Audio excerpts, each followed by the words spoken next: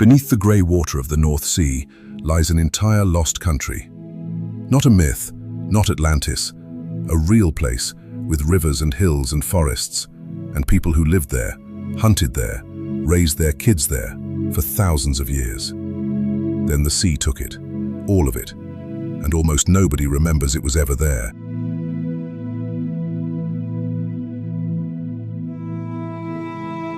We call it Doggerland, and the first thing to get straight is what it actually was, because the usual phrase, land bridge, does it a real disservice. A bridge is something you cross to get somewhere better. Doggerland was the somewhere better.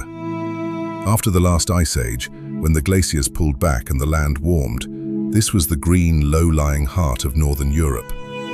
Britain wasn't an island yet. You could have walked from what's now Yorkshire to what's now the Netherlands without ever seeing the sea. And the walk would have been beautiful. Slow rivers winding through marsh and reed, wooded ridges, shallow lakes, wide open ground thick with deer and wild boar and birds. Here's the part that gets me. This wasn't the edge of the inhabited world. For a long stretch, it may have been the best of it. Rich hunting, good fishing, fresh water everywhere. If you were a hunter-gatherer in Europe 8,000–9,000 years ago, this was prime real estate. People didn't pass through Doggerland. They settled in, they stayed. So who were they? Not a lost civilization. I want to be careful here, because this is exactly the kind of story that gets inflated into something it wasn't. There were no cities down there, no temples, no secret advanced technology waiting to be found. The people of Doggerland were Mesolithic hunter-gatherers, and that's not a lesser thing, it's just the honest thing. They read the land, followed the seasons, made beautiful, precise tools, and lived well in a place they knew intimately. And we're not guessing that they were there. We have their stuff. For over a century, fishing trawlers dragging the bottom of the North Sea have hauled up more than fish. Worked flint, barbed harpoon points carved from antler, the kind you tip a spear with to take a fish or a seal. The bones of animals that walked that ground, including mammoth from the colder years before. One famous barbed point came up tangled in a trawl net off the Dogger Bank decades ago, and it stopped people cold. Because tools like that don't sink. They get left behind, on land, by someone. Think about that. Every one of those objects was dropped or lost or set down by a person standing on dry ground that is now 60, 100 feet underwater. The seabed isn't where they lived. It's the floor of where they lived. So how do you lose an entire country? Slowly. That's the answer most people don't expect. We tend to imagine a wave, a single terrible morning. The truth is quieter and honestly sadder. As the ice kept melting, the sea kept rising, not in one surge but year after year, generation after generation. A river mouth pushes a little further inland. A familiar hunting ground turns to salt marsh.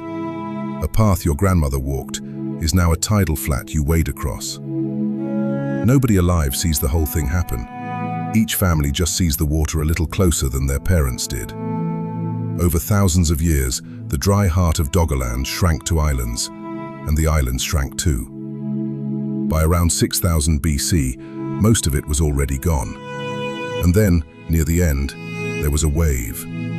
Around 8,200 years ago, off the coast of Norway, a colossal chunk of the seabed gave way. An underwater landslide called the Storegga Slide. It sent a tsunami racing across the North Sea. In places, the water ran tens of feet high. Now, here's where I'll be straight with you, because the temptation is to make this the big dramatic ending. The Storegga tsunami probably did not drown Doggerland. By the time that wave came, most of the country was already under the sea.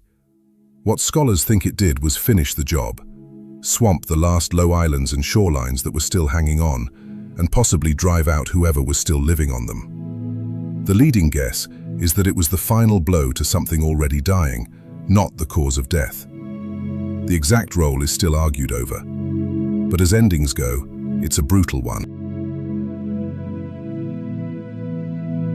For most of history, that was that.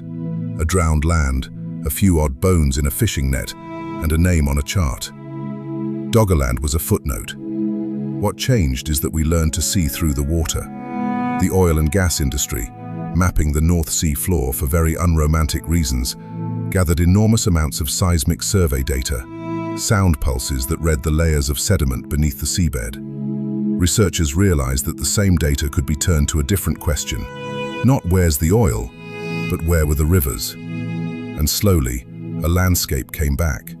The ghost of an ancient river valley, a vanished coastline, the hills people once walked. Then they went further. Crews took core samples, long plugs of mud drilled out of the seabed, and pulled ancient DNA straight from the sediment.